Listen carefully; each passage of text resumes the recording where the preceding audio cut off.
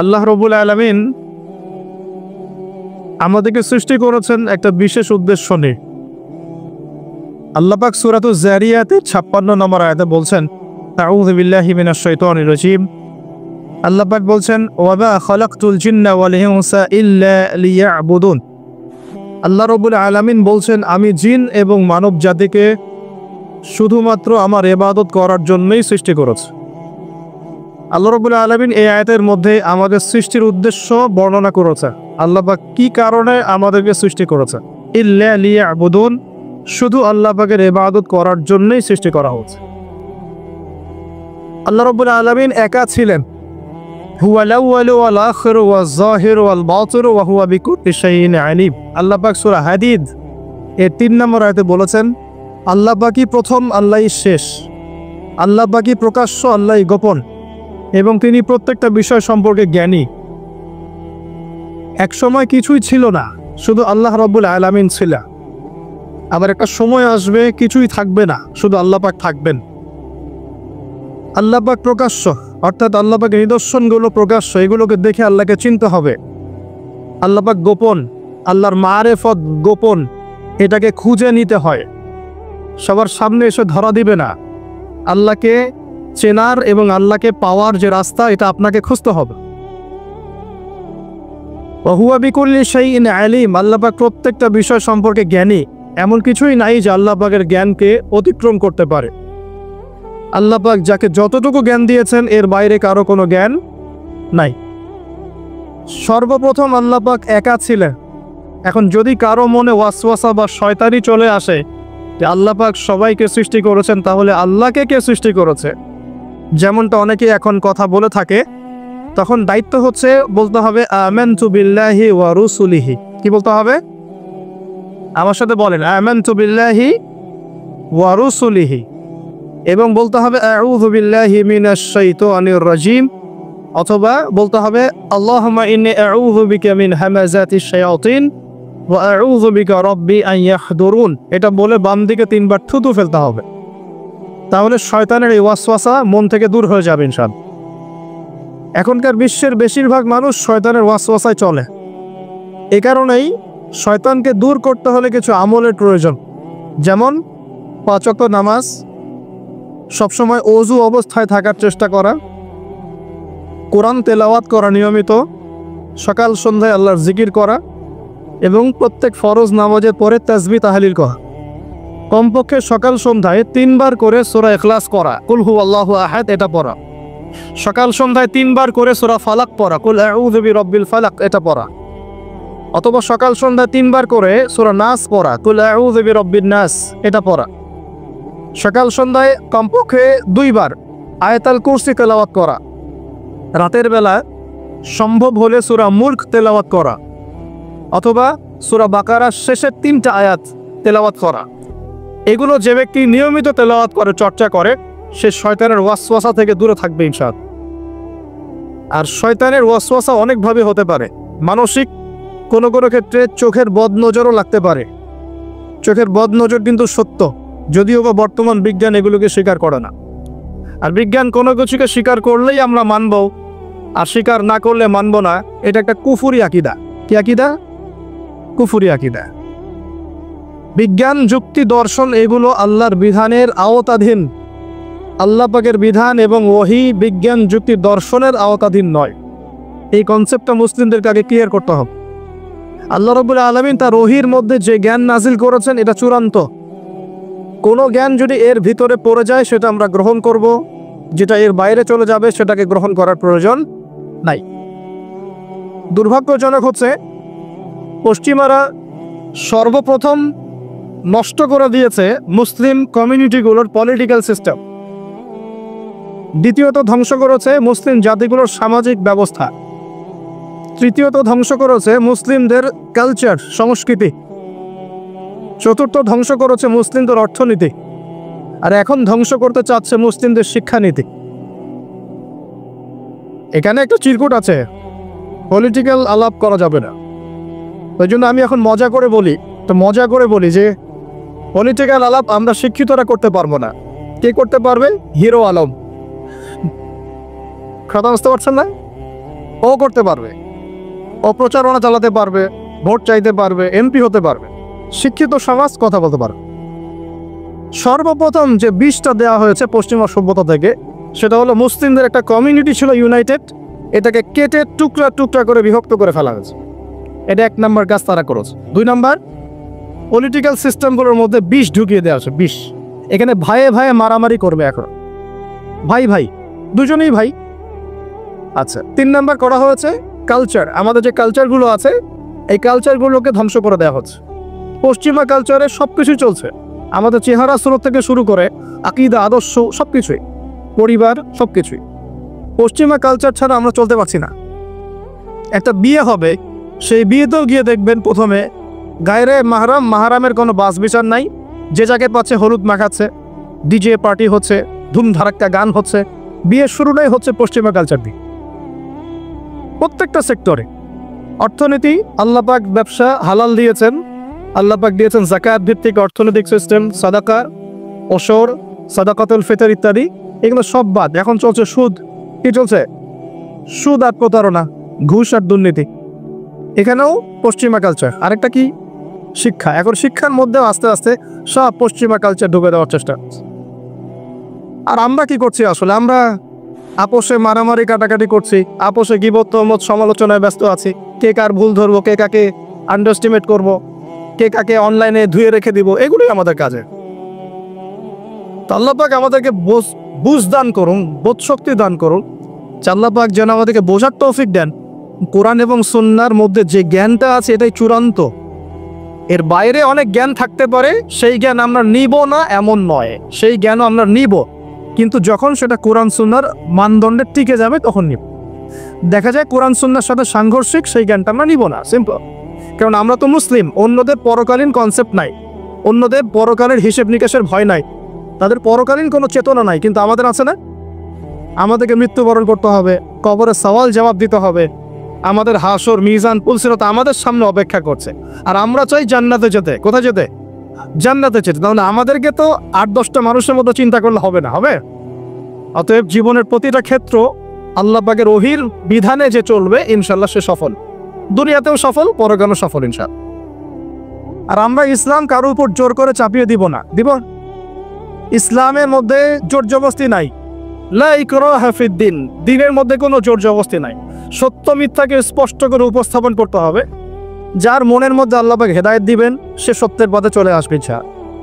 যাকে আল্লাহ পাক হেদায়েত দিবেন না, তাকে আপনি হাজার দিন বোঝালেও সে সত্য গ্রহণ করবে না।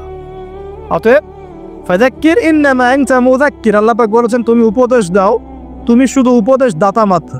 লাস্তা আলাইহিম বিমুসাইতির, তুমি কারো প্রতি দারোগা নও, কাউকে চাপিয়ে দিতে পারবে না। ফাযাক্কির ইন নাফাআতিদ যিকরা, উপদেশ দাও, যদি উপদেশ কাজে লাগে। সায়াযাক্কারু মান ইয়াখশা, যে আল্লাহকে ভয় করে সে অচিরেই কিন্তু উপদেশ গ্রহণ করবে। আল্লাহ পাক আমাদের সবাইকে আল্লাহর উপদেশ অর্থাৎ কোরআন সুন্নাহর ওহীর জ্ঞান অর্জন করার তৌফিক দান করুন এবং সেই জ্ঞান অনুযায়ী আমল করার তৌফিক দান করুন। আল্লাহ পাক মানুষ সৃষ্টি করে কি করেছেন সেটা জানার আগে আমরা এটা জানবো যে আল্লাহ রাব্বুল আলামিন যখন একা ছিলেন, তারপর আল্লাহ পাক কি করেছেন জানতে ইচ্ছা করে না? আচ্ছা, আজকে আমরা হিস্ট্রিটা বলছি, শোনো। আস্তে আস্তে আমি যুবকদের দিকেও আসবো এবং সমকালীন প্রেক্ষাপটেও আসবো ইনশাআল্লাহ। আর সবশেষে আমরা ফিনিশিং দিব এইভাবে, সমকালীন প্রেক্ষাপটে আমাদের করণীয় কাজগুলো কি কি। আল্লাহ পাক আমাদেরকে বোঝার তৌফিক দেন। আল্লাহ পাক একা ছিলেন, তারপর আল্লাহ সৃষ্টি করেছেন আরশে আজিম। এই জায়গাটা একটু ফাঁকা করো প্লিজ। আল্লাহ পাক সৃষ্টি করেছেন কি? আরশে আজিম। আরশ কি জিনিস? যেই আরশের ছায়ায় আল্লাহ পাক কিয়ামতের মাঠে 7 শ্রেণীর মানুষকে ছায়া দিবেন, যেদিন এই ছায়া ছাড়া অন্য কোনো ছায়া থাকবে না। আরশটা কি একটু বুঝি।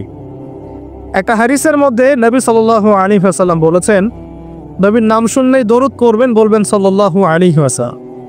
নবীজি বলছেন, দেখো এই পৃথিবী থেকে প্রথম মহাবিশ্বের দূরত্ব হচ্ছে 500 বছরের পথ। কত বছর? 500 বছর। এভাবে দ্বিতীয় মহাকাশ থেকে তৃতীয় মহাকাশ দূরত্ব 500 বছরের পথ। এইভাবে প্রত্যেক আসমানের মধ্যে দূরত্ব হচ্ছে কত বছরের পথ? 500।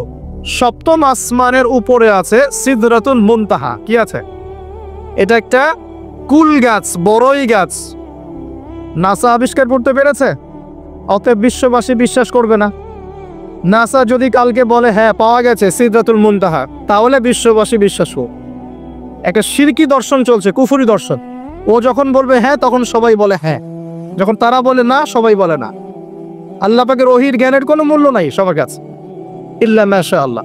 সিদরাতুল মুনতাহার উপরে আছে কুরসি। কি আছে? কুরসি। আল্লাহ পাকের কুরসি, যেটা আপনি আয়াতুল কুরসির মধ্যে পড়েন, ওয়াসিআ কুরসিয়ুহুস সামাওয়াতি ওয়াল আরদ, মানে আল্লাহ পাকের কুরসিটা আসমান জমিনকে ঘিরে রেখেছে। আর বলে রাখি যে প্রত্যেক ফরজ নামাজের পর যে আয়াতুল কুরসি পড়ে, জান্নাতে যাওয়ার জন্য তার একটাই বাধা, মৃত্যু। মৌত হয়ে গেলে জান্নাতে চলে যাবে ইনশাআল্লাহ। আরেকটা হাদিস আসছে, রাত্রেবেলা ঘুমানোর সময় কেউ যদি আয়াতুল কুরসি পড়ে, সারা রাত আল্লাহর পক্ষ থেকে একজন ফেরেশতা তাকে পাহারা দিবে ইনশাআল্লাহ। এই ফেরেশতা তো দেখা যায় না, দেখা যায়? তো কয়দিন পর যদি বলে যে যা দেখা যায় না তা বিশ্বাস করা যাবে না, আসলে কিন্তু এপিস্টেমোলজি তাদের এটাই, যা দেখে না তা বিশ্বাস করে না। পশ্চিমারা কি ফেরেশতায় বিশ্বাস করে? কেন করে না? এটা তো একটা প্রশ্ন, উত্তরটা আমি বলছি আপনাদের। কারণ তাদের জ্ঞান তত্ত্ব হচ্ছে যা চোখে দেখি না, যা পরীক্ষা নিরীক্ষা পর্যবেক্ষণে আসে না, তার কোনো অস্তিত্ব নাই। এটা ওদের ফিলোসফি অফ এডুকেশন, শিক্ষা দর্শন। এটাকে আমরা ফিলোসফির ভাষায় বলি এপিস্টেমোলজি বা জ্ঞান তত্ত্ব। জ্ঞান তত্ত্ব টিচার যারা আছেন তারা বুঝবেন, তাদের জ্ঞান তত্ত্ব এমন। আর আমাদের জ্ঞান তত্ত্ব উল্টা, টোটালি ডিফারেন্ট। আমরা কি বলি? আমরা বলি ওয়াকুলিল হাক্কু মির রাব্বিকুম, সত্য আল্লাহর পক্ষ থেকে আসে। আমরা বলি যে অদৃশ্যে বিশ্বাস না করা পর্যন্ত কেউ মুমিনই হতে পারবে না। ইমানের কয় পিলার? ইমানের কয় পিলার? 6 পিলার। আমানতু বিল্লাহি, আল্লাহর প্রতি বিশ্বাস করলাম, ওয়া মালাইকাতিহি, তার ফেরেশতাগণের প্রতি, ওয়া কুতুবিহি, আল্লাহ পাকের আসমানে কিতাব সমূহের প্রতি, ওয়া রুসুলিহি, আল্লাহ পাকের রাসূলগণের প্রতি, ওয়াল ইয়াউমিল আখির, পরকালের প্রতি, ওয়াল কদরি খায়রিহি ওয়া শাররি, তাকদীর বা ভাগ্যের ভালো মন্দের প্রতি। এই 6টার একটাও কি চোখে দেখা যায়? আল্লাহকে দেখেছেন? ফেরেশতা দেখেছেন? আমাদের নবীকেও কি দেখেছেন? শুধু কোরআনটা আপনি চোখের সামনে দেখছেন, আর কিচ্ছু আপনি দেখছেন না। পরকাল দেখেছেন? তাকদীর ভাগ্য দেখেছেন? কিচ্ছু দেখি নাই। এই 6টা পিলারে বিশ্বাস না করতে পারলে কেউ মুমিন হতে পারবে না। পারবে?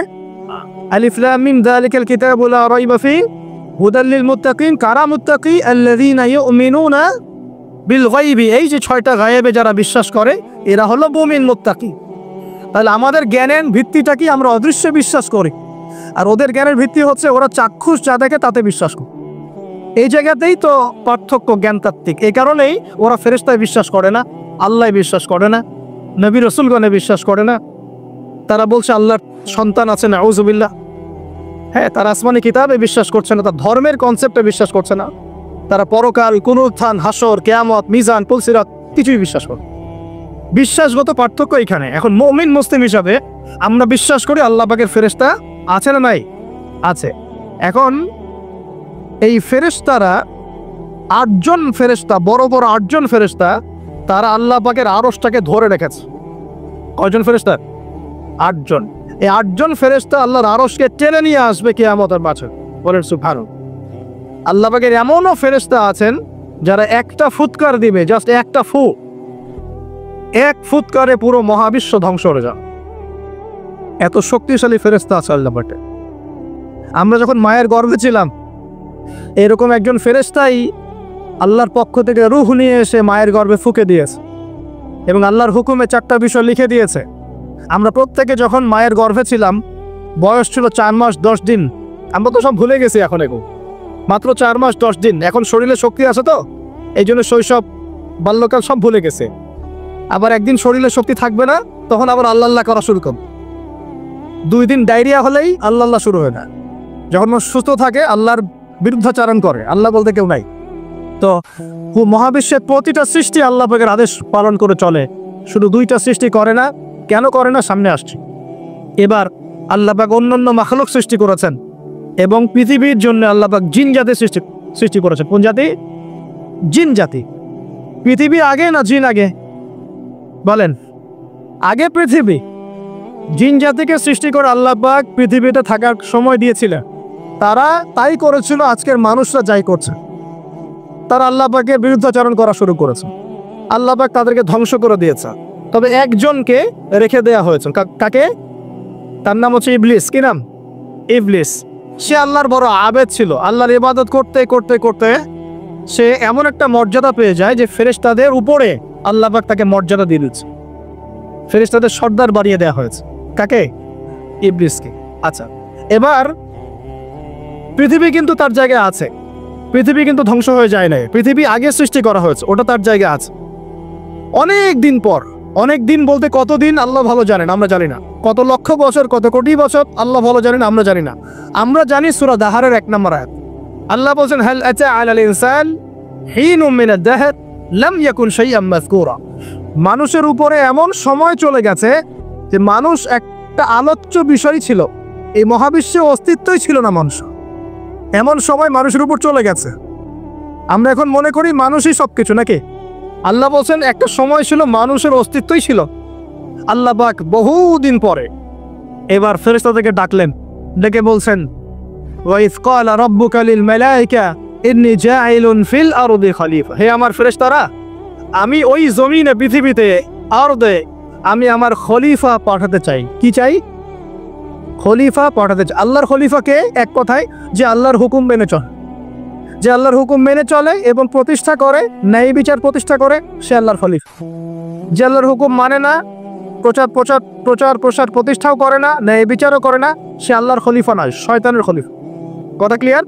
আচ্ছা, এবার ফেরেশতারা কি বলছেন? ফেরেশতারা বলছেন আতাজআলু ফিহা মান ইউফসিদু ফিহা ওয়া ইয়াসফিকু দিমা। আপনি কি এমন কাউকে সৃষ্টি করতে যাচ্ছেন যে পৃথিবীতে গিয়ে ফিতনা ফাসাদ করবে আর রক্তপাত ঘটাবে? কয়টা কাজ করবে? দুইটা। ফিতনা ফাসাদ করবে, রক্তপাত ঘটাবে। আজকে সারা দুনিয়ায় মানুষ ফিতনা করছে কিনা?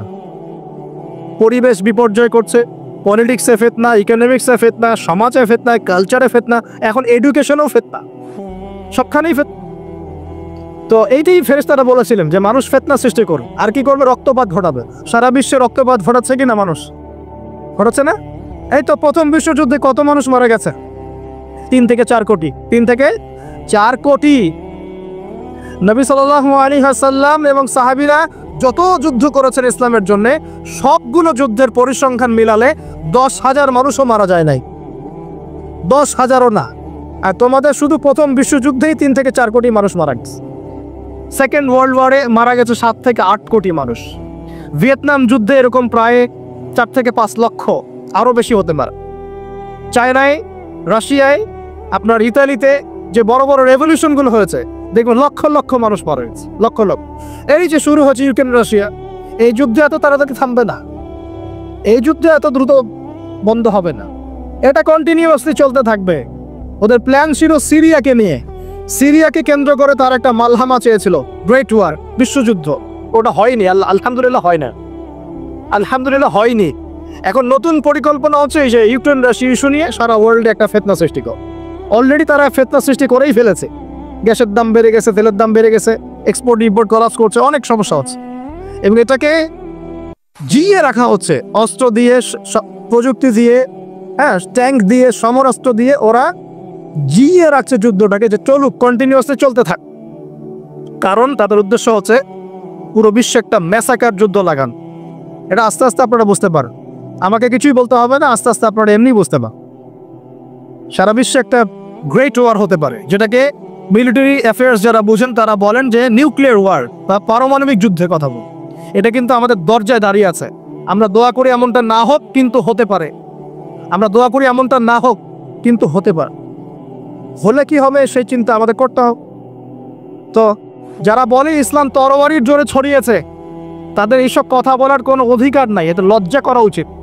কারণ শুধু ফার্স্ট ওয়ার্ল্ড ওয়ারেই 3 থেকে 4 কোটি মানুষকে তারা মেরে ফেলছে। আমরা কি তরবারের জোরে ইসলাম প্রচার করেছি, নাকি আদর্শের জোরে হয়েছে? আদর্শ দেখে, মুসলিমদের চরিত্র দেখে, তাদের চারিত্রিক মাধুর্য দেখে, কোরআন সুন্নাহর প্রামাণ্যতা দেখে লক্ষ লক্ষ মানুষ ইসলাম কবুল করেছে, আলহামদুলিল্লাহ। এখনও করছে, আলহামদুলিল্লাহ। এখন যে সারা বিশ্বে মানুষ মুসলিম হচ্ছে, কোন জায়গায় মুসলিমরা গলার জোরে, তরবারের জোরে ইসলাম প্রচার করছে দেখান থেকে। এখন কি বিশ্বে মানুষ মুসলিম হচ্ছে না? হচ্ছে কি না? পশ্চিমা সভ্যতার মানুষরা মুসলিম হচ্ছে না? এখন কি আমরা যুদ্ধ করছি? তরবারি দিয়ে ওদেরকে ধরে রেখেছি, এই ইসলাম কবুল করে, এটা বলেছে? প্রিয় ভাইরা, এটা বলতে চাচ্ছিলাম, ফেরেশতারা বলেছেন রক্তপাত ঘটাবে আর ফাসাদ সৃষ্টি করবে। তারা কি সঠিক না ভুল? ফেরেশতারা সঠিক না ভুল? সঠিক। তারা কি গায়েব জানতেন? উত্তর না। তারা কিসের আলোকে বলেছেন? ওই যে বাসিরা, দূরদর্শী না। জিন জাতি যা করেছে এরা তো তাই করতে পারে।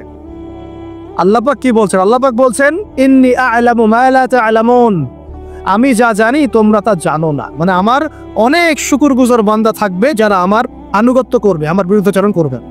আমরা ওই বান্দাদের অন্তর্ভুক্ত হতে চাই, আল্লাহ পাক কবুল করুক বলিয়া। এটা বলে রাখি যে জান্নাতের 120টা কাতার হবে। কয় কাতার?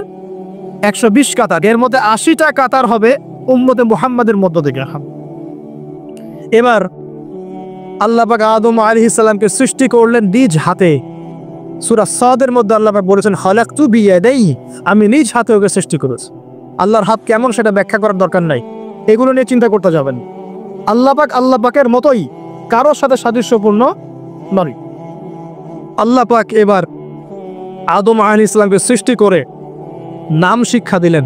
ওয়াল্লামা আদামাল আসমাআ কুল্লাহা, এই মহাবিশ্বের যত জ্ঞান আল্লাহ পাক আদম আলাইহিস সালামকে শিক্ষা দিলেন। বলেন সুবহানাল্লাহ। এখান থেকে দলিল পেলাম আমাদের পিতা বানর থেকে হয় নাই, আমাদের পিতাকে আল্লাহ পাক সৃষ্টি করেছে। আমাদের পিতাকে কে সৃষ্টি করেছেন? আল্লাহ রাব্বুল আলামিন। তাও আবার নিজ হাতে, মানে কি? ভালোবাসা দিয়ে, ভালোবেসে, মহব্বতের সাথে। এই খলাকতু বিয়াদাই, আমি নিজ হাতে সৃষ্টি করেছি, এই কথা মানুষ ছাড়া, আদম আলাইহিস সালাম ছাড়া অন্য কারো জন্য আল্লাহ পাক বলেন নাই। অন্য সবার জন্য আল্লাহ পাক বলেছেন ইদা আরাদা শাইআন আইয়াকুলা লাহু কুন ফায়াকুন। যখন আল্লাহ পাক কিছু করতে চান খালি বলেন কুন, হও, ফায়াকুন, হয়ে যায়। ওখানে আল্লাহ পাক বলেন নাই সাগর সৃষ্টি করেছে হাত দিয়ে, এই গ্রহ নক্ষত্র সৃষ্টি করেছে আমার হাত দিয়ে। আল্লাহ পাক এমনটা বলেন নাই।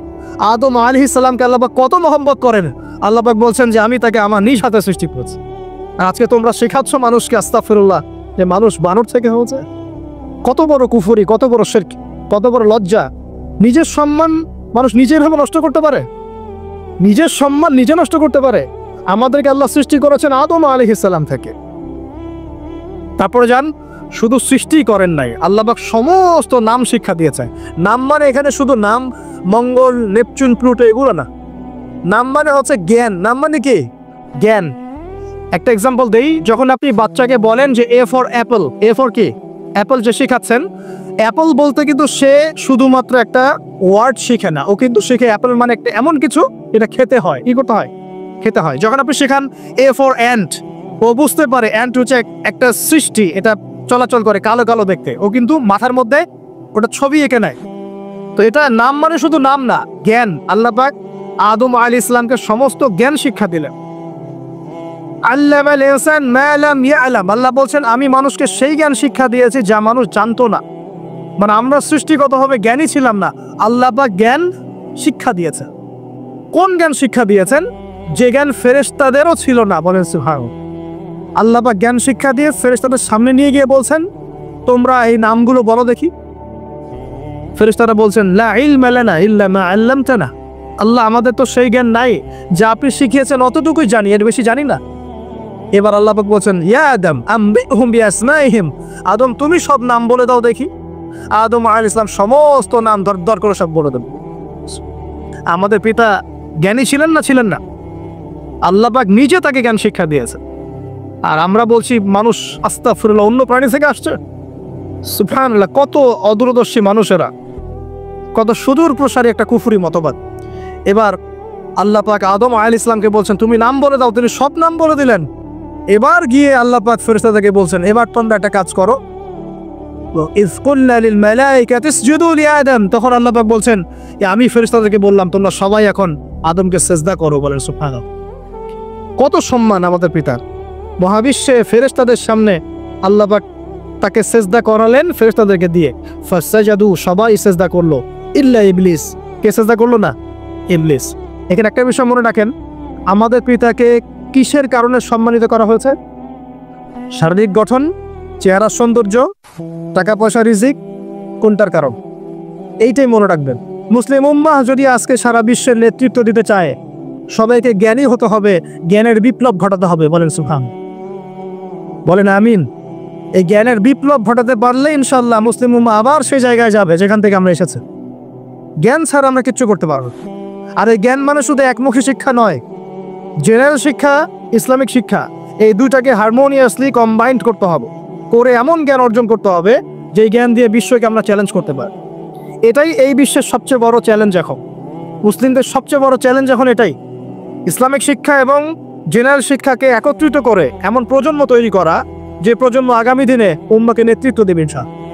এই একটা কাজ যদি কেউ করে যেতে পারে, আল্লাহ পাক তৌফিক দেখ, আমরা দোয়া করি আল্লাহ পাক এমন নেতা আমাদের উপরে নিয়ে আসুক যারা এরকম প্রজেক্ট লঞ্চ করতে পারে। বলেন আমিন।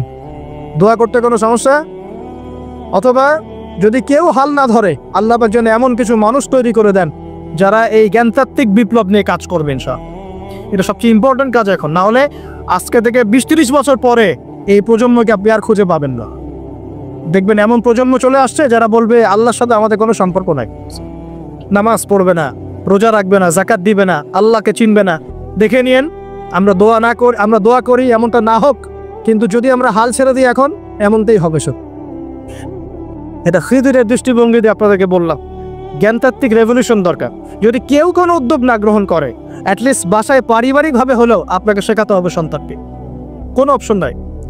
এবার ফাসাজাদু, সবাই সেজদা করেছে ইল্লা ইবলিস, ইবলিস করে নাই। কেন করছে না ইবলিসের সমস্যাটা কি?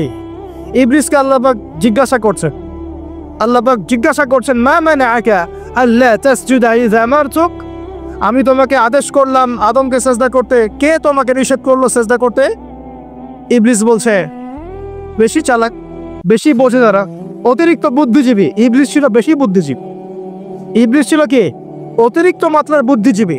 আছেন আমাদের সমাজে এরকম কিছু মানুষ, ও বলছে খালাকতানি মিন নার, আমাকে সৃষ্টি করেছেন আগুন দিয়ে, আগুন তো সুপিরিয়র মাটির চাইতে। ও খালাকতাহু মিন তিন, আর আপনি এই আদমকে সৃষ্টি করেছেন মাটি থেকে, কাদা মাটি দিয়ে, আমি কেন আদমকে সেজদা করতে যাব? যুক্তি, অতি যুক্তিবাদী, অতি বুদ্ধি। আল্লাহ পাক বলছেন ফাখরুজ মিনহা ফাইন্নাকা রাজিম, এখান থেকে বের হয়ে যাও, তুমি অভিশপ্ত। ফাইন্না আলাইকা লা'নাতা ইলা ইয়াউমিদ্দিন, আমার আদেশ লঙ্ঘন করার কারণে কিয়ামত পর্যন্ত তোমার উপর লানত, অভিশাপ বসবে।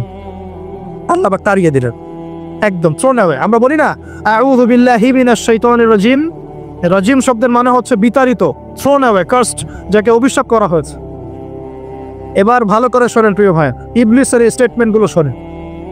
এবার ইবলিস বলছে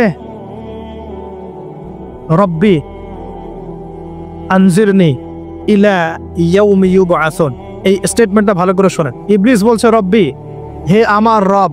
ইবলিস বলছে রব্বি, হে আমার রব। ইবলিস বলছে রব্বি, হে আমার রব, আমাকে অবকাশ দিন, আনজিরনি, আমাকে অবকাশ দিন, ইলা ইয়াউমি ইউবআসুন, কিয়ামত দিবস পর্যন্ত। ইবলিস আল্লাহকে বিশ্বাস করে কি করে না? ইবলিস আস্তিক না নাস্তিক বলেন? ইবলিস বলছে রব্বি, রব্বি মানে কি? হে আমার রব। রব্বি মানে রব না, রব্বি মানে আমার রব। রব্বুন মানে রব, রব্বুহু তার রব, রব্বুহুম তাদের রব, রব্বুকা মানে তোমার রব, রব্বুকুম মানে তোমাদের রব, রব্বি মানে কি? আমার রব, রব্বুনা আমাদের রব। এটা গ্রামার, বুঝতে পারছেন? ইবলিস বলছে রব্বি মানে কি? হে আমার রব, আনজিরনি, আমাকে অবকাশ দিন, ইলা ইয়াউমি ইউবআসুন, কিয়ামত দিবস পর্যন্ত। ইবলিস আস্তিক না নাস্তিক? তাহলে এখন বলেন তো, আমরা যারা দুনিয়াতে আল্লাহকে অস্বীকার করছি তারা ইবলিসের চেয়ে বড় না ছোট? দলিল দিলাম তো, নাকি এমনি এমনি বললাম? আচ্ছা, আল্লাহ পাক বলছেন যাও, ফাইন্নাকা মিনাল মুনজারিন, তোমাকে অবকাশ দেয়া হলো, কারণ কিয়ামত পর্যন্ত সময় আল্লাহর কাছে খুব বেশি কিছু না, এক দিনেরও কম, অল্প সময়, একটা সকাল একটা সন্ধ্যার মতো। ঠিক আছে, দিলাম, যাও। এবার ইবলিস চ্যালেঞ্জ করছে। এই চ্যালেঞ্জটা আমাদের সবাইকে মনে রাখতে হবে, সারা জীবন ইবলিসের এই স্টেটমেন্টটা মনে রাখতে হবে। সেটা কি? ইবলিস বলছে ফাবিমা আগওয়াইতানি, সূরা আরাফ করে দেখবেন। ইবলিস বলছে ফাবিমা আগওয়াইতানি, আপনি যে আদমের কারণে আমাকে আজকে বের করে দিলেন জান্নাত থেকে, লাআকুদান্না লাহুম সিরাতাকাল মুস্তাকিম, আমি সেই আদমের সরল পথে ওত পেতে বসে থাকবো, চুপটি ঘাপটি মেরে বসে থাকবো, ঘাপটি মেরে ওর জন্য বসে থাকবো। আর সুম্মা লাতিয়ান্না মিন বাইনি আইদিহিম, আমি অবশ্যই তার সামন থেকে আসবো। সুম্মা লাতিয়ান্নাহুম মিন বাইনি আইদিহিম, আমি আদম সন্তানদের সামন থেকে আসবো, সামন থেকে মানে সরাসরি ওয়াসওয়াসা দিব। ওয়া মিন খালফিহিম, পেছন থেকে আসবো মানে পিছন থেকে ওয়াসওয়াসা দিব। ওয়া আন আইমানিহিম, ডান দিক থেকে ওয়াসওয়াসা দিব। ওয়া আন শামাইলিহিম, বাম দিক থেকে আসবো। ওয়া লা তাজিদু আকসারাহুম শাকিরিন। আপনি বেশিরভাগ আদম সন্তানকে শুকরগুজার পাবেন।